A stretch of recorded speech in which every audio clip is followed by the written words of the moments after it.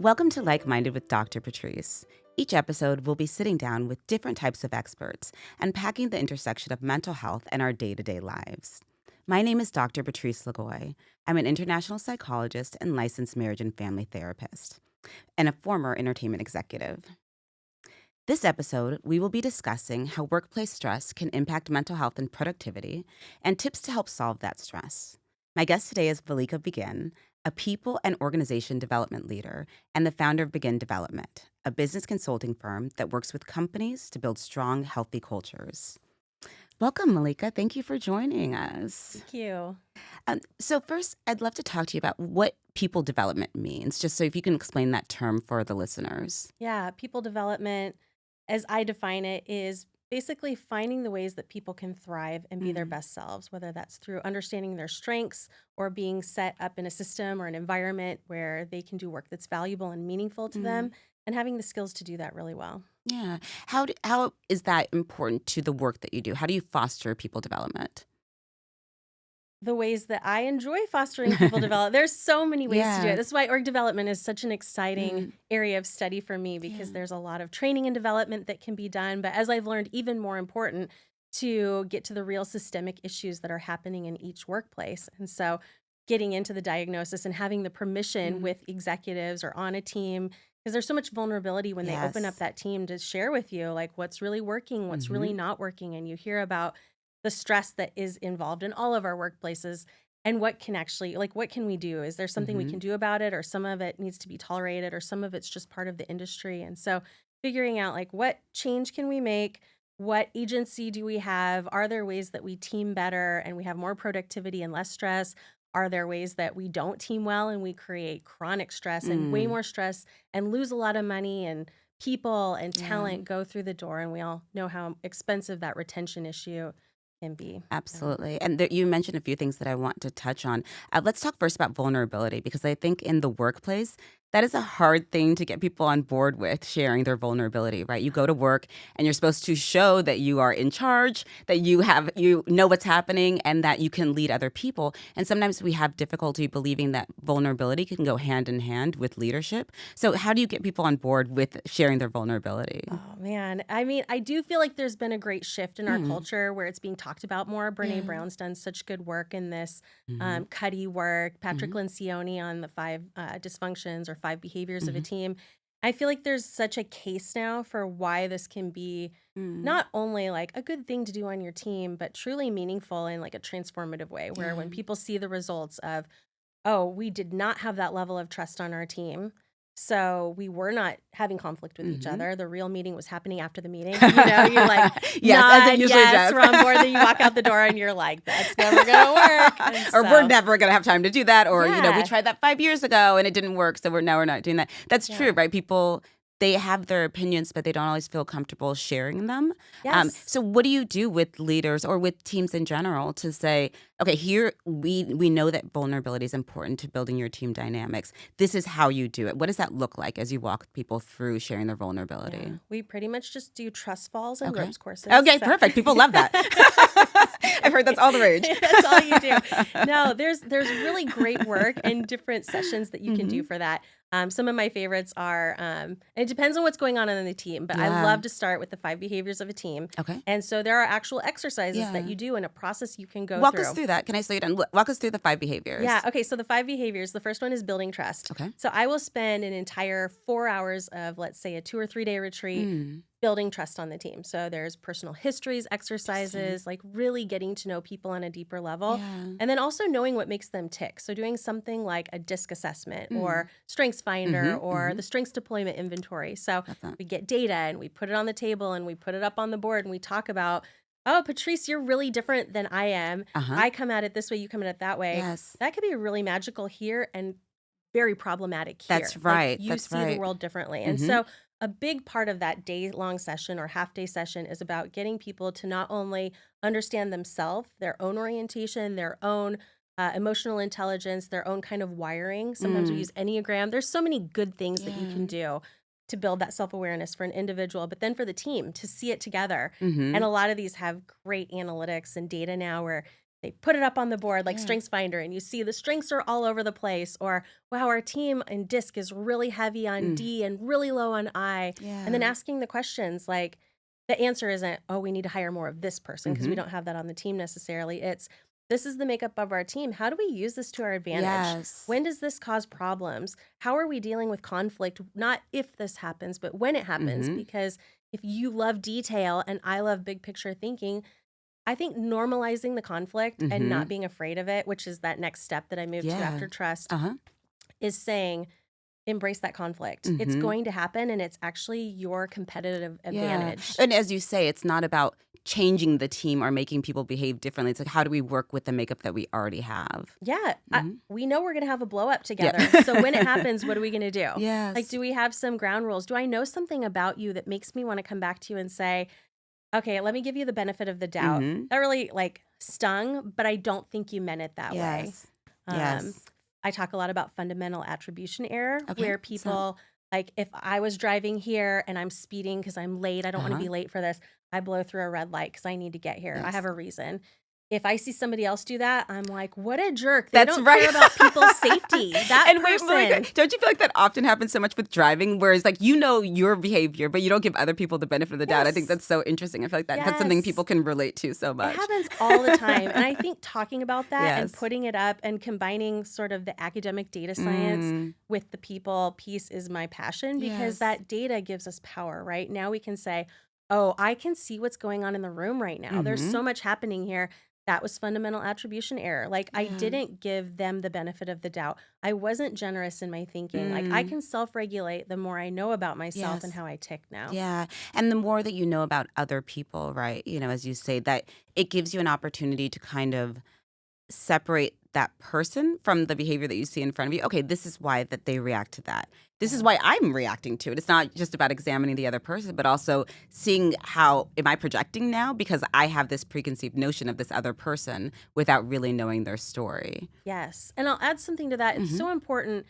Someone said to me, can't we just take this assessment and send out the data? Like, we're on Zoom. It's very expensive to get everybody in New York City in a conference room and do this work for 4 hours. And I was like, yes, because the data may not be right. We have to ask people, like, this is not to put you in a box or to limit career opportunities or to say, oh, it looks like you're only good at these things, so that's what you're going to do here now. You have to have the group talk about it and say, do you think this accurately reflects who you are on the team? So important. What do you think the most important thing for us to know about you looking at this data is? And sometimes, most of the time, people feel really understood. And they're like, this gives words to what I've been feeling. Like, you are all in marketing and innovation, and I'm doing accounting. And so we're in different places, but we both need each other. Yes, absolutely.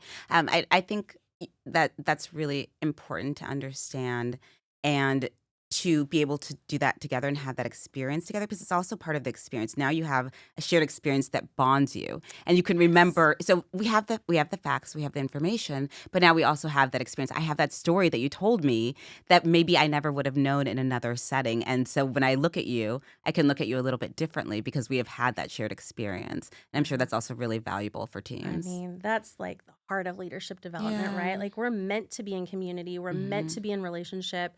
We're meant to be known. We're meant to feel like we have value in our contributing. And I think, I mean, I've been teaming my whole life. I love teams. Like, the joy that I have in being on a high performing team and the distress it causes when I'm on a low performing team. Talking about mental health, like, there's a big thing that's happening in our lives every day in lots of different ways, in our families, our relationships. But work is this place that we're at a lot. And if we have an opportunity to create it, like, work can be this, I think, world-changing thing that if we do it well can be very life-giving and really healthy for people. Absolutely. I think that there is part of our culture. It's like, oh, work, you know, and you think of like, you know, the Sunday night blue or Sunday night sads and that kind of thing. And it's just because, yes, you are there a lot. And there are people that you are going to have to communicate with. And some of them you might love and other people you might tolerate, you know, at the best. And this kind of gives you a different way of looking at work,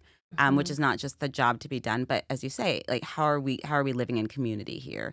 It doesn't mean that everyone's a family at work or that kind of thing, but that there's respect, you know, and that there is acceptance and maybe even celebration of our differences at work. You know, that might be part of the goal.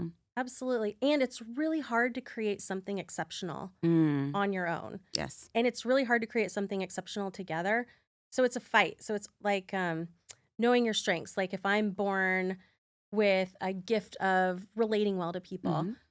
if I don't mature and practice that and become an expert, I might be good at it my whole life, but I may not really be walking through the world Yeah. using my gifts. And Yeah. so you can have a mediocre team who's talented, Hmm. but that doesn't mean that they're going to be high performing with great results. And then other people, retention, people stay, you make a Yes. lot of money, you win the awards, and everybody's having a good time, but still doing really hard things. Yeah, absolutely. You mentioned earlier chronic stress and, that like working on a low performing team can lead to it. What other kind of issues do you see leading to chronic stress in the workplace? Oh, I mean, one of the biggest ones that I deal with is unresolved conflict. Mm, So, I mean, that just eats at it people really if we don't does. have the skills. And sometimes we'll try and put it on the table. It's not just like, well, we just have to get it out and talk Hmm. about it. I had a client the other day say to me, this is getting worse, not better. And I was Yeah. like, it absolutely is. This is a very disruptive process. Hmm. And not going through it is more disruptive That's right. because it's all there. So it's, do you want to put it on the table and address it and show Hmm. the team?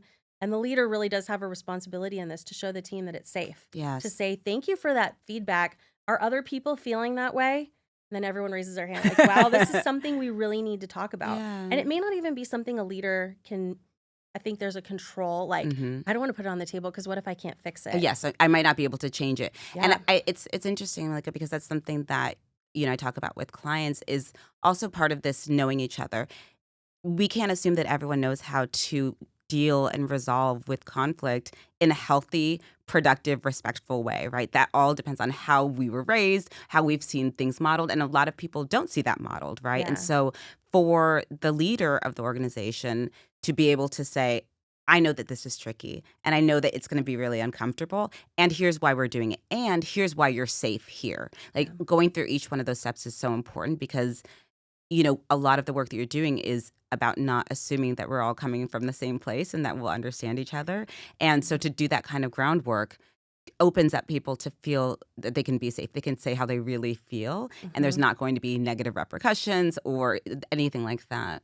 Yes, I couldn't agree more because the negative repercussions in their career, and this is why in coaching you Mhm. can never say you should do this Yes. because I don't have to own your We don't say career. that in therapy You either. I never tell right? people what to do. You have to solve this. You live with your decisions, and I Yes. don't know your repercussions Mhm. and how they're going to affect your career. That's right. But if a leader can signal not only that it's invited, but give them the positive feedback, like, I appreciate you being such a leader to put that on the Mm. table. I hope to see more of that in the future. Yeah. Like, not just being like, thanks for saying that, but saying to the person, you're a really important part of the team, and saying that was brave or saying that Mhm. was needed. You have to mine for conflict, they say. You have Okay. to Yeah. get more Tell of me. that on the table. Tell me more about that. Like Yeah. looking for it or not being afraid when you know that there's something deeper that needs to be shared or that needs to be said. Yeah. How do you get leaders to do that? I mean, we have to make the case that the conflict is there anyway and that Hmm. it's going to do so much more damage if not dealt Yes. with skills, not just like deal with it, but like develop skills, embrace Exactly. it, Yes. attack it head on to be an exceptional leader Hmm. in an exceptional organization, or brush it under the table because we don't have time. Yeah. We don't have the resources for manager training and conflict Sure. mediation That's and all right. that. It's like, Or I, as the manager, might have my own issues with conflict, and I don't yes. want to bring it up. Oh my You gosh, we're know. all bringing so much to the Yes. table. So And I much. think about like John Cotter in his book Change talks about Hmm. fight, flight, freeze, Yes. right? Like all of those body responses are happening for Yes. each of us. So Every day, you, multiple times a right? day. You put 12 people in a boardroom with all of our stuff and our Yes. bodies Yes. reacting. And even like if I want to show up my best self, sometimes my mind overrides and it's like, Mm. get out of here. Don't stay Yeah. and deal with this. Or if Mm. fight and flight compete and I just freeze and Yeah. shut down. I do think that freeze piece is something I'm seeing in the workplace, not to take us in a different direction, but No, where it's all right. people are looking complacent or Yeah. tired or unmotivated. And actually, and you're like, why aren't we getting more from our people? Why Mhm. aren't people motivated and activated to do this good work that we have to do? And it's like, well, maybe we need more incentives. Maybe we Yeah. need more cookies. Maybe we need more People don't need more cookies. right? And you give it to them and you're like, I gave bonuses How this come? year. Why aren't you performing better? Why aren't you showing up here? I Yeah. know we were talking before about the extremely high numbers of people who are dealing with chronic stress. Like, talk to me about that a little bit because, we were discussing what people are bringing into the workplace. Oh, I mean, I just think of all the things that I bring in Mm-hmm. when I'm not at my best. Yeah. And so if the work is already hard and it's challenging to work with people, and we come in with our tank empty at our Yeah. lowest, like, how can we give someone the benefit of the doubt? How Mm-hmm. can we have energy to engage in relationship Yeah. building that seems like, is it even important? Do I have the energy for it? I barely have the energy. I'm just going to put my head down Yeah. and get my work done and shut my door. Mm-hmm. When really, those connections are who I call in an emergency when I need, like, my golden contact list Yeah. is who helps me Yes. when I have chronic stress. So Mm-hmm. it's almost like we're doing the things that make it all worse rather than the things that do better because our brain Yeah. just can't be at full It's capacity. really difficult. I mean, I know you were saying, to me before that I think the stats 90% of employees experience chronic stress. So you have that already. Then work is stressful. Yes. And I don't know about you, but when I worked in corporate America, I would think of those kinds of activities like forced fun. Like, I don't want to have to hang out after work with, I have my, Yeah. my group of work friends, Yeah. but I don't want to have to do this with everyone else. I've already been with you all day long, right? Yeah. So I think what's really amazing about what you're doing is you're getting buy-in by showing, like, factually how important this is, and also for us how much we need that, how much we Yes. need that in our work lives. And then also, I imagine, that you talk to people too about how that then goes over into the rest of their lives, right? Because if I'm at work most of the day and, as you said, tank empty, and it's all these requests, you can't fulfill everything, Yeah. and my coworkers are not giving me the benefit of the doubt, I'm not giving it to them, and I go home, what kind of person am I going to be at home, right? I don't know. Yeah. How often do you talk to the people that you work with about that? So much. Yeah. I mean, that's why I said this work is world changing because Yeah. it's not just what we do at home, it's at work. What we do at work affects what we do at home, how we Absolutely. show up for the most important people in our lives, for the Mhm. things that matter to us the most. And I have clients, we can look back at whole chunks of their life. And I'm so grateful to do the work with them now and to see them transform, to be more Mm. intentional with their goal setting, what they want, not just like KPIs at work, Yeah. but like what life design do you want? Like, Yes. who do you want to be? I ask clients a lot, how do you want to move through the world? Mm. Like, are you moving through the world that way right now? Tell And me if about not now, when? Yeah, and what kind of answers do you get from people? Are they able to articulate? Because I imagine some people are like, okay, I'm like, yeah, I I'm just a want to, pusher, like, I want to be, Patrice. I want to be less stressed. I don't know. I don't want to work here anymore. I don't. What kind Yeah. of answers do you get from people when you ask them those kinds of really important questions that we just Yeah. don't discuss all the time? Well, this is why I have a coaching business Yeah. because the question is the key. I mean, Mm-hmm. if you've got a really talented coach and they can have this conversation with Yes. you, not like, here's the 10 questions I ask all Yeah. clients. Right? This is your brilliance. I know this is what you do too. And it applies in a work environment too. Mm-hmm. So like digging in and Yes. pushing and asking, like, they may not even know what motivates That's them right. or what got them, like, how did we get here? This is not the life that I wanted. Mm-hmm. It's like, okay, that's a powerful statement. It Now we, is. like, if we can get some of those statements out and they're kind of like, I can't believe I just said that to you. It's like, I'm so glad you said that to me. And Yes. they're like, I don't think I even believe it. And you're like, great, do you want to explore it? Mm-hmm. No, let's come back to it later. It might come back a year later and be like, Yes. I've had so many clients come back and be like, that thing I said to you a year ago Yeah. and I told you it wasn't true, or Gallup StrengthsFinder said this, or DISC said this, and Mm. I rejected it, and I let them reject it. Like, Yeah. a test can't tell you who you are. You tell Sure. me who you are. Mm-hmm. This is just data and information. We do with it what we want.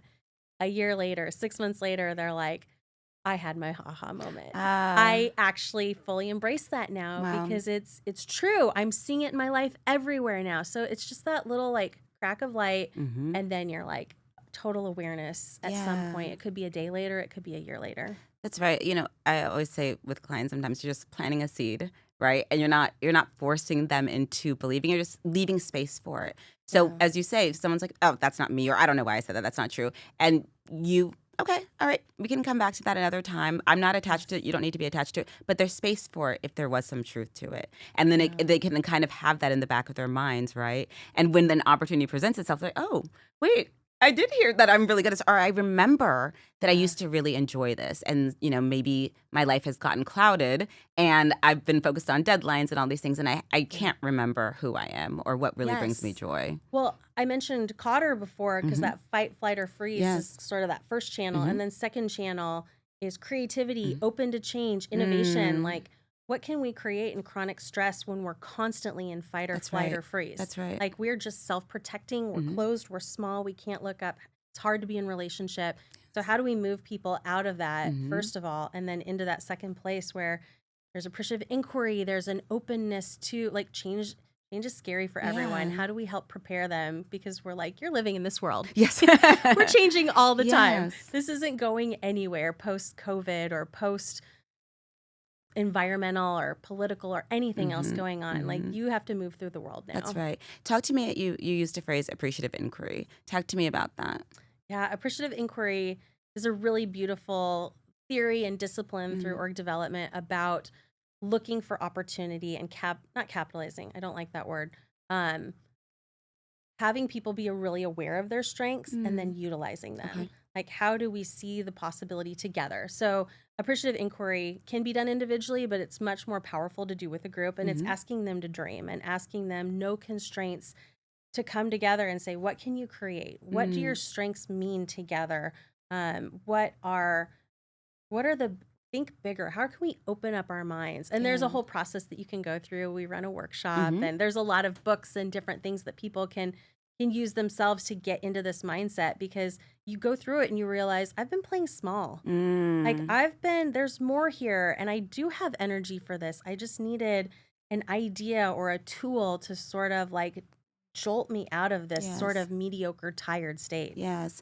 Well, and I think that, this is something that's come up on this podcast before. People have talked about in the workplace feeling like they were playing small, being made to feel small, and then that becomes the norm, right? And so what you're talking about requires the person to change their mindset, requires the organization to also play a role and decide, we are going to change our culture. And I'm really interested to hear about how you work on that, if there's maybe resistance in one of those areas, maybe with a person who, despite all of your incredible talents, is like, I don't feel comfortable here because this happened to me, and this is not a safe space to me.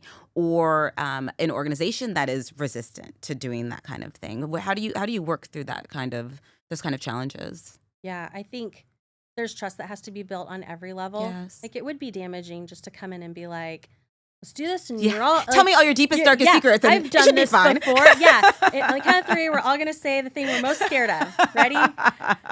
Yeah. I mean, I do know that there's interventions and workshops and things that people have been a part of that have been hurtful and detrimental, and that we have scars from things that we haven't done well. Yes.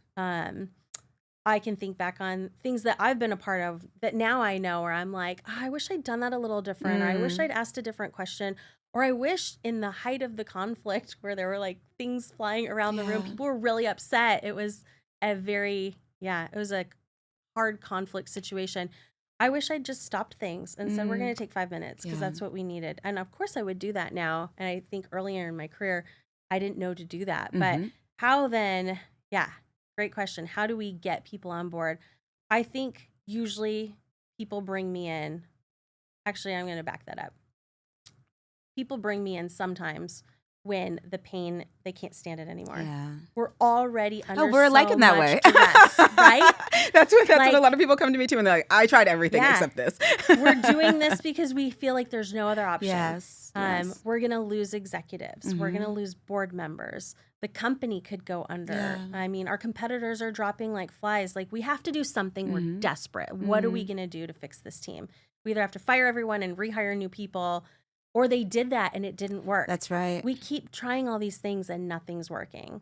So when that's the case, you're like here and there's nowhere to build but up. The really healthy teams that hire me have already an innate appreciation for it, because they've either had positive experiences themselves, or they have one leader who's experienced this and wants to bring it to a new team that they've joined. So it's like that kind of word of mouth thing in a lot of ways for my business, because it's a smaller kind of boutique consulting firm. And then coaching. Somebody says to you, I have an amazing coach. You're like, I need that. I want more of that. But with a team that is hurt and hurting, it takes a lot of trust for me with them too. Like, they're letting me into the doors of their business, into the doors of the thing they complain to their spouse or kids or best Mm-hmm. friend about the most. Yes, absolutely. It reminds me of doing couples work or group work, right? You have to have that kind of rapport with them where they have to trust you that you care about them, you care about Yes. what matters to them, you believe them, right? You're Yes. validating their situation, and maybe now it's not time to be stuck there anymore. So, like, once you get Yes. through all of those things, now what are we going to do? Because I think that sometimes people can feel stuck in the, okay, fine, you heard me. I need to vent. I need to tell you all the things that have gone wrong in our team, all the time that we've been working together in this company, Yeah. and that might feel good in the moment, and maybe it is necessary. And it's not going to be enough, right? And when Yeah. the conflict comes up again, you don't have better tools to handle it, you know? Yeah. Yes. I had somebody ask me the other day, because I'd said this, and they asked me, Mhm. "Do you really believe that you need to love the client to do good work for Oh, them? Like, interesting. what if we just have clients that we But just you don't really tolerate like because they them?" pay you. Yeah. Or we don't like their business, or we don't like the work that Yeah, they do. interesting. Do we? And I was just like, no, you have to love the client. If Hmm. you don't believe in what they're doing, if you don't want to be a part of their work, if you don't believe in them as Mm. individuals and feel like there's something that you can really bring to the table to help them unlock, Mhm. it's not the right client for you. Yeah. Let them find somebody else that is like a good, like you have to be a good fit. So Mhm. the work is hard that I do too, because I'm entering their stress, their chronic stress, And their I'm sure you can feel it as soon craziness. as you walk I in. can. I take it home too. Yeah. I feel emotionally invested Mm. in their like things that are most frustrating for them Yes. right now. So it's really important for me to not only feel like the work they're doing is good work and important work in the world, but that they are people that I want to partner with Yes. because I see so much talent in them and I don't want Mhm. to see them at 50%. Like, I want to see this person at 100%. I Yes. had a coaching call this morning and she got off the call and just said to me, like, I feel the most invigorated that I've felt running this company in a long time. Mm. And that's like the biggest compliment you can give me because now she's going to go out and create great things for That's her right. team. Like, she needed that energy from And she's going me. to feel different as a leader to her team. Her team's going Yes. to notice that she is invested and engaged and caring about them as And well. making good decisions Yeah. and protecting and helping and all the things that we can do for people when we are full and Yes. all the damage we cause when we are That's not. right. That's right. I think that's so powerful, Malika. It makes me think about, you talking about loving the client. I don't know, sometimes you hear actors talk about when they're playing a difficult role, that they need to find the humanity in the Mm, person they're playing, right? Even if that is an evil person, whatever it is, but they need to find some humanity to connect to them. And yes. so I think that what you're describing as clients, I'm not saying that people's clients are evil, I'm not trying to be dramatic, but if it's not someone that on the surface you see what the connection is, how do you find that? Or say, okay, maybe this isn't, the client or the role for me, right? Because if Yeah, I can't find that, then I'm going to do a disservice to absolutely. everyone else. Yeah, I Yeah. imagine that for some companies, that can be stressful or scary to let go of a client who's, assuming paying their bills on time and everything, and to make space, hopefully, for someone who is more of a connection. But how do you talk to people about taking that leap when there really is a relationship that is not serving them?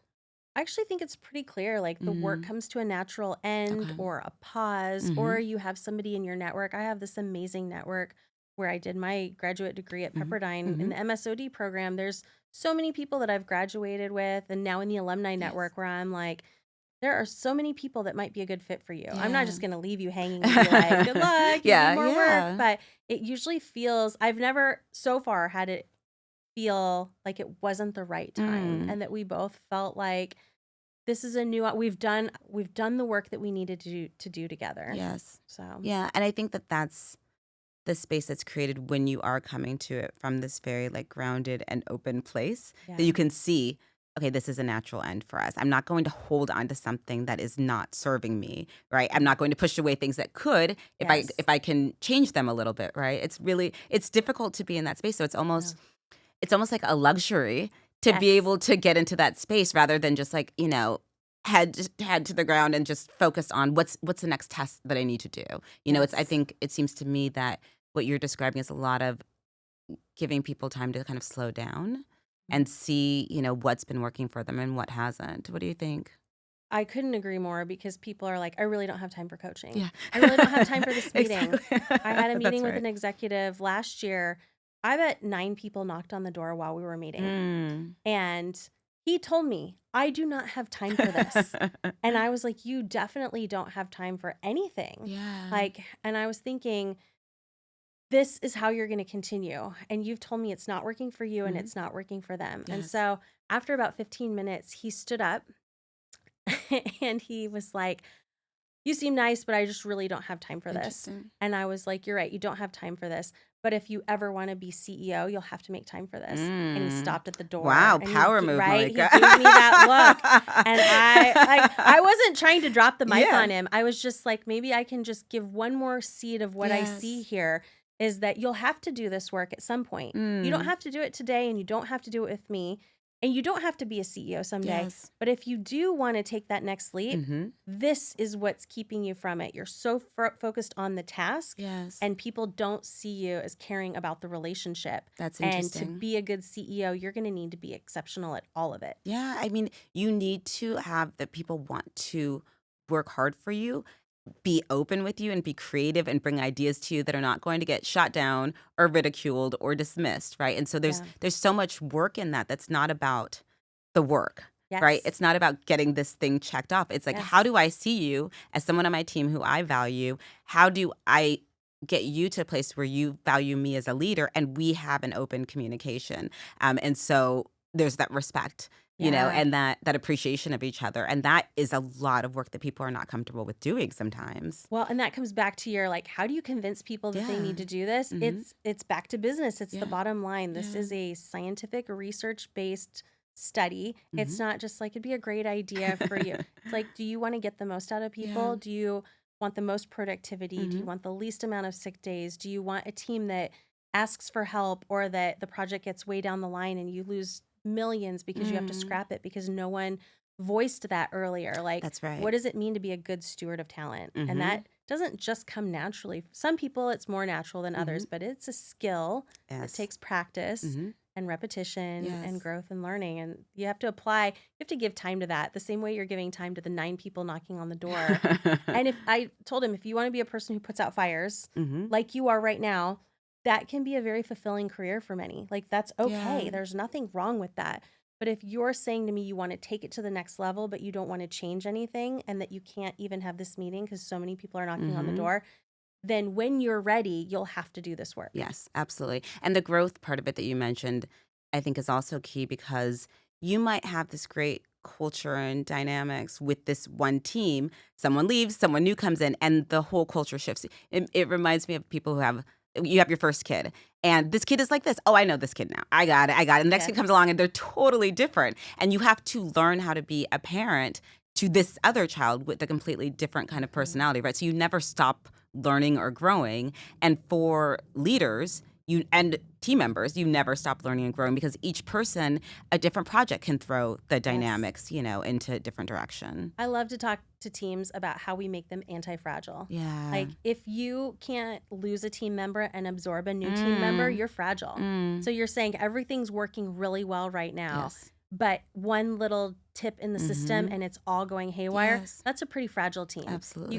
You can't be that way because change is happening. Mhm. An anti-fragile team can handle that change. Yeah. There's change management things that need to happen so that we get you in a place because the inevitable change or fragility Mhm. will be the end. Absolutely. No, I think that's a really good point. And again, it kind of goes back to that conversation, getting people to accept that you're fragile.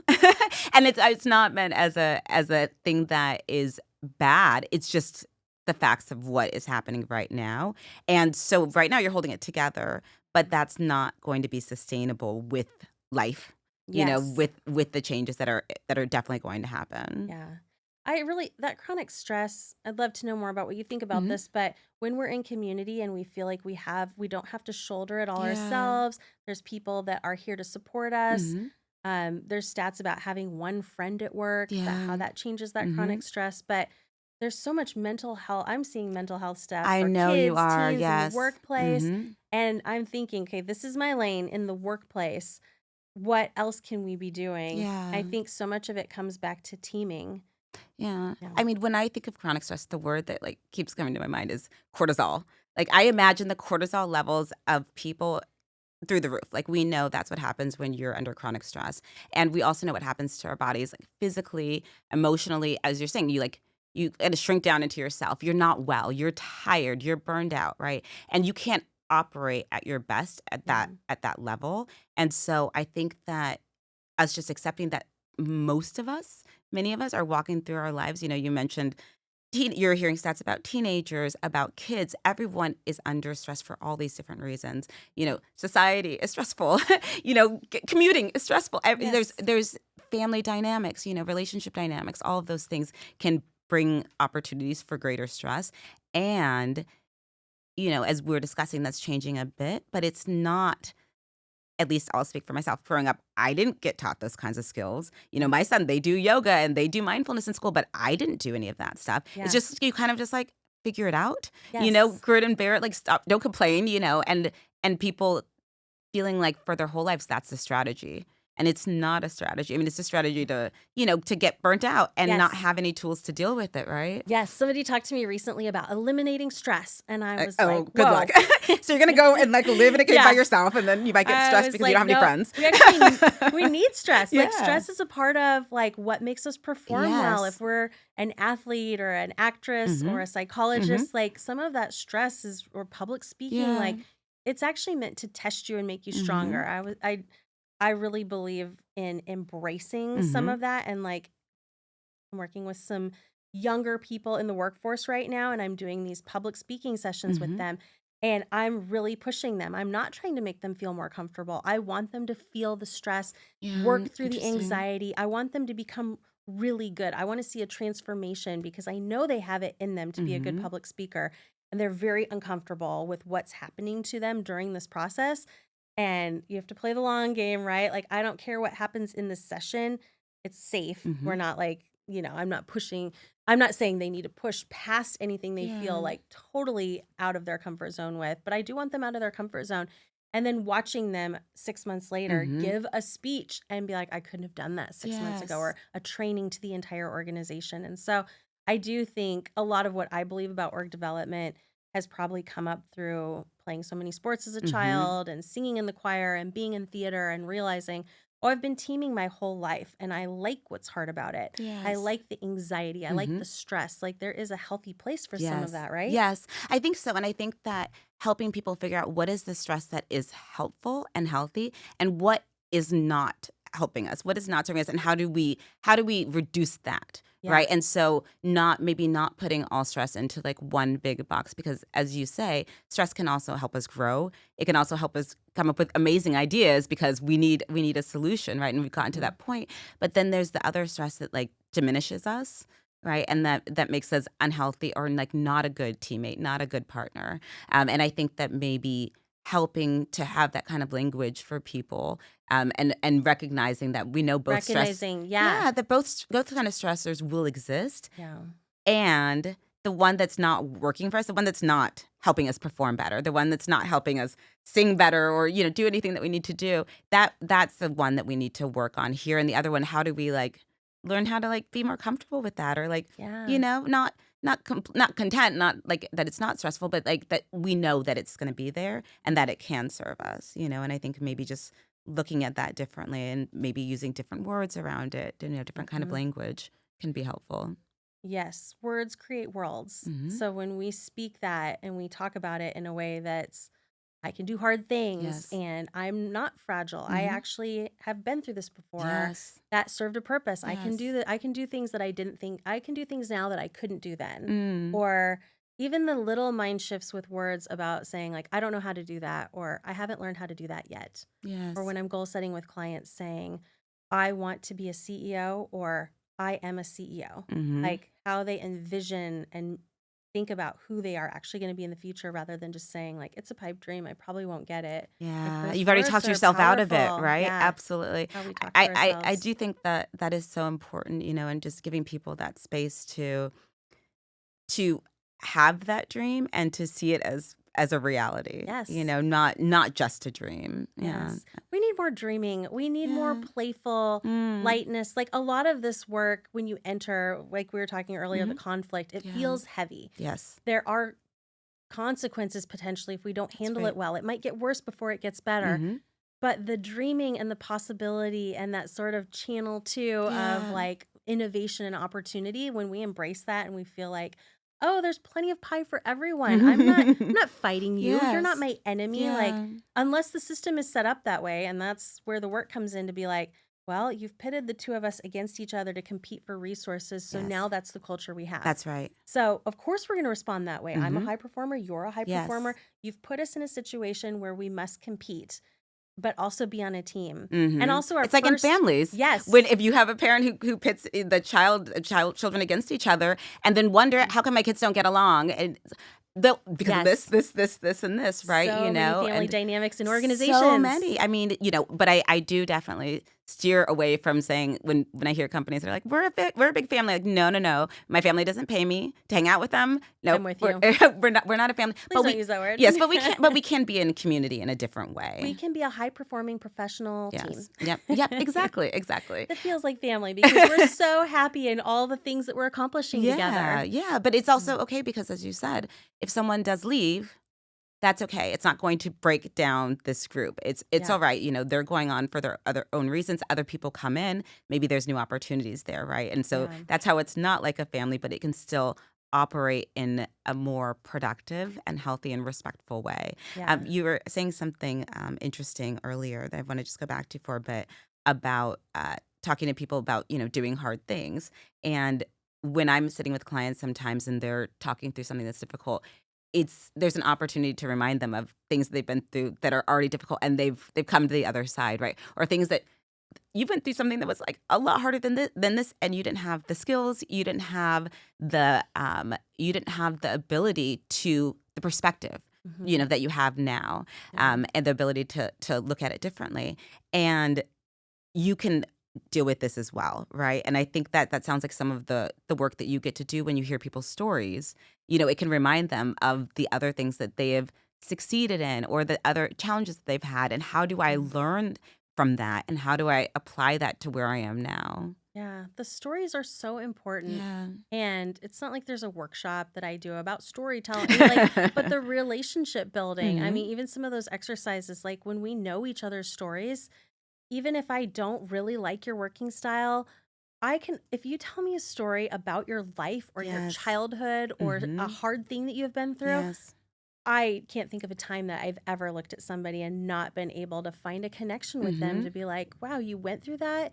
You did that. You're like this now, like Yes. succeeding. And like I have more respect, more admiration, more understanding for you Yeah. now because I understand because you shared your story with me, Hmm. this little piece of who you are willingly. Absolutely. No, it makes me think. I attended this workshop one time at my son's school, and the facilitator had everyone take a coin out of the center of a table, and it had to be a coin that had a year of, like, that you were alive in, Mm, and you would just tell something about that year. And when I see those mm. people now, I still can remember their stories, right? And Powerful. and how would I ever? We never would have had that Yeah. conversation, right? And so those kinds of things that you can do with people, you're not asking them to bare their soul with people that they don't feel comfortable with, but Yeah. creating that comfort, creating that safety, and then sharing stories so that now I know who you are besides this person who's like, is this, what did you see my email? I don't want to think of you as that person. I want to think of you Yeah. as a real human who has other things to offer, right? Yeah. I think in those situations, and this circles back to the thing you've asked me a few times about, like, how do you really get into Yeah. doing this work? That trust comes because you give the group so much agency. Mhm. When you come in as org development, you're not there to like just like teach things they didn't know. It's like the collective group has Yes. so much wisdom. Yes, that's I right. don't know your organization. I haven't lived your life or Mhm. been here. Like, you probably in this room know what it takes to succeed here. Mhm. You can tell me Interesting. exactly what's not working. You can Yes. tell me exactly how to fix it. You may not all agree, but the job of the facilitator is really to empower the group to do that together Mhm. because you're going to leave. You don't need to be the one who like fixes or saves, or you're just the guide to help them get to a place Yeah. because it's not even about fixing this one thing. It's like there's 10 more problems coming. Mhm. And if they can learn how to fix this thing That's together, right. where they were like, I just worked with an executive team that had 2 women that could not get along. Mhm. So cliche, I hate that. I love working with women. I have an all-female team, and I was like, "This is the project for me." Yeah. They were like, "We have to let one of them go. We have a team of 10, and it's not working, and we have Wow. deep history, and it's not gonna work." And I said, "Just give me 3 months. Don't let Mm. anyone go. Give me 3 months of working with them individually and with the group." And the key really was because the group was like, "The problem is that these 2 women cannot get along." Uh-huh. And that was not the problem. The What was the problem problem? was the group. The Mm. group had baked in dynamics and a lot of stress where they could aim a lot of that anger, distrust, whatever they were feeling that day in that chronic stress low Mhm. place at what they could name and see as the problem. And Yes. so when we sort of removed that problem and I said, we'll deal with that later, let's talk about the team. And all the things came out that the whole team had to sort Mhm. of address together. Mhm.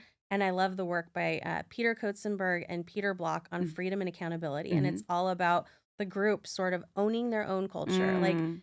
a lot of companies are like, we'll create this culture. It's like, well, you don't create it. Like the Exactly, the people people do, create it. yes. This room is going to Mhm. create their Yes. culture. And you might have some systemic things that help them not compete or create a better culture. Or you Mhm. might say to the team, this executive team is your first team, not the people you hired and have worked with for Yes. 25 years that you feel like you've been to their kids' bat mitzvahs Mhm, and mhm. birthday parties. Yeah. That's usually the first team. And that's a huge shift. So, Mhm. anyway, coming back to that, to just say, like, the problem, there's a lot of things in group dynamics. And if it looks easy, like this is the problem and we need to fix Yeah. it, you might fire both of them, hire 2 new people, and Yes. find yourself in the exact same spot Exactly. because you didn't really solve the Well, problem. and it also is it feels like that is a way to describe a lot of what's happening in society right now, like, I am not feeling like I'm where I want to be in my life. Who can I blame? Because that's easier to point a finger at someone, like people are pointing at the 2 leaders, than to say, "What's going on with me?" Or, like, how do I accept the things that are have changed in this world, or how do I change things, Yeah. right? And I think that's hard. It's hard for people to do. Yeah. It's hard to say some of this is within me or the choices I'm making. And there might be a role in the greater group as well. It's less mental load Mhm. to blame someone else for your challenges, right? And Yeah. so I understand why that happens, and we also know that that does not solve anything because, as you say, now I'm mad at you. My life still looks the same, right? My Yeah. when I go to work, I still feel bad, even though I have found someone to blame. And so, Yeah. what can we do to shift past that? Yeah. Malik, I'd love to for you to leave us with some tips for people who maybe are not leaders, like in their organization. How do we use all these incredible skills that you have in our day to day lives? How do we use Mm. them with our partners, with our friends, outside of the workplace? Yeah. There are so many. I love our world right now with access to information. There's Mm, just so many books and podcasts and articles that just keep nudging me in the direction yeah. of learning about this. Um, I love Brene Brown's work. It's Yes. easy to point to that because she's all about accountability, Yeah. all about vulnerability. Yes. And so finding a space for that where that is welcome and a Mm-hmm. show of strength, like Yes. sort of making that idea more Mm. mainstream. I really Mm-hmm. love that.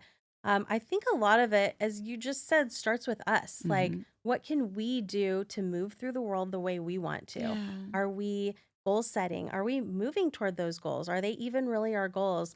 Do we That's right. know Are they our ourselves? goals? Do you, like Sometimes we sometimes don't know why we're working so right? hard at something. I'm Yes. like making this priority number one, and Yeah. then I get there and I'm like, did I even really want that? Like, why did Yeah. I can't even remember why I wanted this That's so bad. right. And then That's right. you reset. Life is short. You Mhm. better reset. You Yes. better figure out, like, Absolutely. you're moving towards something. Even if you haven't said what you're moving toward, we're in motion. That's And right. so if you don't direct that towards something very specifically and know why you're moving toward that, if you haven't done some of the values work to know, like, this goal was really important to my mom or dad or my spouse Mm. or some family story that I tell myself, and then I get there and it's not fulfilling for me, it probably didn't line up with my values. Wait, Yes. do I know what my values are? That's right. And It's there's so deep easy work there. to get caught in that because, as you say, you're working so hard towards something that you think is going to make you feel a certain way when you achieve it. And when you get there, you still kind of feel empty or just not excited Yeah. about it, then that's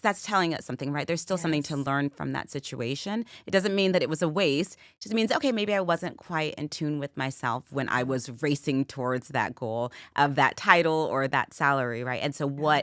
what is the thing that I would like to be moving towards, you know? And how I feel about being in the world in this assistant position, Mm-hmm. Mm-hmm. the secret is you'll probably feel that way as a manager That's and right. in your next promote. And you'll Mm-hmm. go, wait, when am I going to feel that feeling that I've like really made it or arrived? Absolutely. It's like, no, that assistant that you saw who is friendly and smiling at everybody and having the best day of her Mm-hmm. life because she's just so happy to be here because Yeah. she's learning something every Mm-hmm. day. Like she chooses that mindset, Yes. right? He Yeah. chooses to move through the world that way. So if you want to be a CEO moving through the world that way, you have to do Mm-hmm. that now. You have Yes. to know your strengths. I That's think right. everybody should do Strengths Finder. It's called Clifton Strengths now. And know like your top 5 strengths and ask Mm-hmm. yourself, am I using these every single day? And how Yeah. am I growing and using them more if I'm not in a position that like if I love strengths that are around sales and I'm not doing any sales, maybe that's something I should consider. Yeah. Or I'm doing Interesting. this and it's not really filling me energy wise. Yeah. I Probably know not something else that's strengths. important to you is gratitude. How do you talk to people about gratitude, and what are some ways that we can all exercise having gratitude in our lives? Yeah.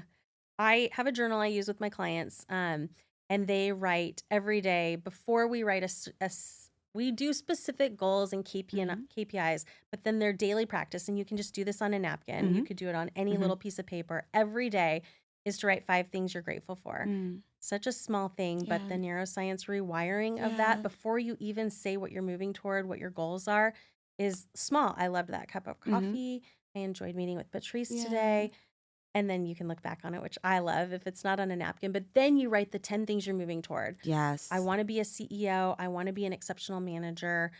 These aren't SMART goals because they are just like, I want to be in a meaningful Mm-hmm. relationship. I want to be an engaged, active mom. These are Mm-hmm. things that I write. And then my goals have to ladder up to those.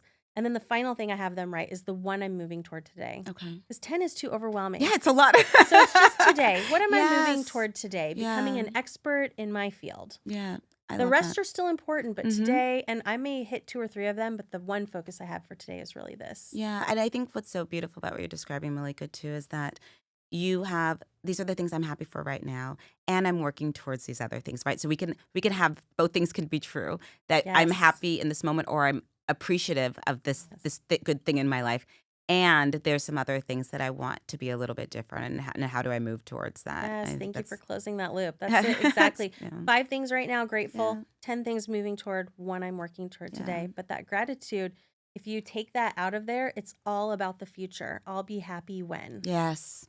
Right. And we may never get there. Or if we do, like we were Or it's saying, not even really the point. it's not ours. It's not our dream. It's not our goal, right? And Yeah. how like as we learn about ourselves, separating those, and getting more true to ourselves, I think is something that we can all take away from, all of the skills and tools that you provided today. So thank you so much, I'm going to add Malika. one more Oh, question. please, yes. Curiosity. Just Yes. asking Oh, so yourself every important. day, like, what am I Mm-hmm. curious about today? Yes. That's the Yes. tool. Like, Yes. am I curious about anything? And if not, why not? Yes. And then being specific, like, what am I curious about today? Right. Yeah, I love that. I'm so glad you added that because I think it also just gives us an opportunity. I think of it as just like looking up from like whatever we're doing to be like, oh, that's interesting. I'm going to find out more about that, or I'm going to ask Mhm. that person a follow-up question because you said something that sparked my interest, or maybe I heard something that wasn't being said. Right. And giving ourselves like the space to look up from whatever we're doing, maybe for that guy you're talking to stop answering the door and like be present, right? Yeah. Be present either with ourselves or with someone else. I'm so glad you added that. Really valuable. Malika, if people want to know more about what you are doing, how can they find you? They can find me on Instagram Okay. at Begin Development Mm-hmm. or Malika Begin. Okay. On LinkedIn, same Malika Begin and Begin Development. And we have a monthly newsletter that we send out from begindevelopment.com. Wonderful. Thank you so much for joining us. For information on what I'm doing, you can visit my website, drpatricelegoy.com, and I am on social at Therapy with Dr. Patrice. Thank you so much for joining us. Thank you.